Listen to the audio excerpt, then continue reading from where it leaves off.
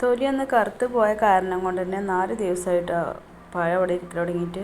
ഇതുപോലെ തയ്യാറാക്കിയാൽ പിന്നെ ഒന്നും ബാക്കി ഉണ്ടാവില്ല കേട്ടോ. ഒരു മിക്സിയുടെ ജാർ എടുത്ത് വെച്ചിട്ടുണ്ട്. ഇതിലേക്ക് ഞാൻ ഈ പഴം കഷ്ണങ്ങളാക്കി ഇട്ട് കൊടുക്കുകയാണ്.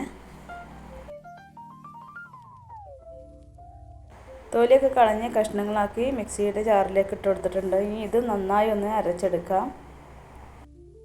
അപ്പോൾ അത് നന്നായിട്ട് അരച്ചെടുത്തിട്ടുണ്ട്. ഇനി ഞാനിവിടെ ഒരു പാന് അടുപ്പത്ത് വെച്ചിട്ടുണ്ട് കേട്ടോ. ചട്ടി ചൂടായി വന്നിട്ടുണ്ട്. ഇനി നമുക്കിതിലേക്ക് ഒരു 1/4 കപ്പ് നെയ്യാട്ടോ ഒഴിച്ച് കൊടുക്കുന്നത്. നെയ്യൊക്കെ നന്നായി ചൂടായി വന്നിട്ടുണ്ട്. ഇനി നമുക്കിത് നേരത്തെ മാറ്റി വെച്ച അരച്ചെടുത്ത പഴം ഇതിലേക്ക് ഇട്ടെടുക്കാം. ഇനി നെയ്യും പഴത്തിൻ്റെ കൂട്ടും കൂടെ നന്നായി ഒന്ന് യോജിപ്പിച്ചെടുക്കാം.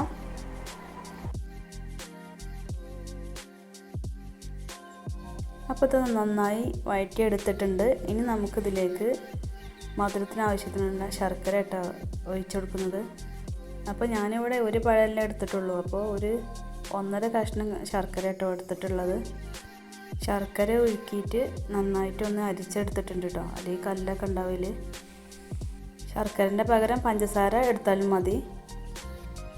ഇനി നന്നായിട്ട് ഇളക്കിയെടുക്കാം.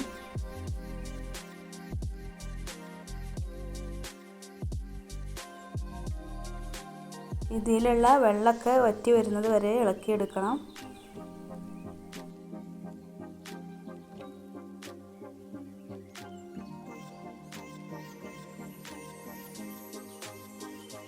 ഇനി ഇതിലോട്ട് ഒരു 1/4 ടീസ്പൂൺ ഏലക്കായ് പൊടിച്ചതാട്ടോ ചേർത്ത് കൊടുക്കുന്നത്. കുറച്ച് പഞ്ചസാരയും കൂടെ ഏലക്കായിൽ ചേർത്ത് പൊടിച്ചതാണ്. ഇനി എല്ലാം കൂടെ നന്നായി ഒന്ന് മിക്സ് ചെയ്തെടുക്കാം.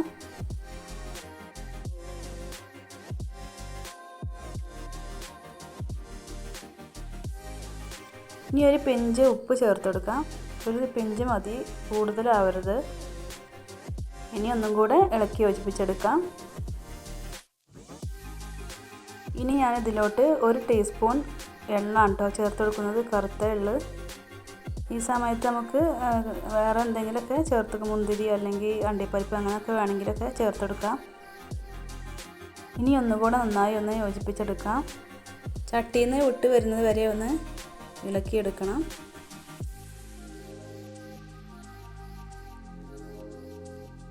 അപ്പോൾ ഇത് ആ പാത്രത്തിൽ നിന്നൊക്കെ നന്നായി വിട്ട് വന്നിട്ടുണ്ട് കേട്ടോ.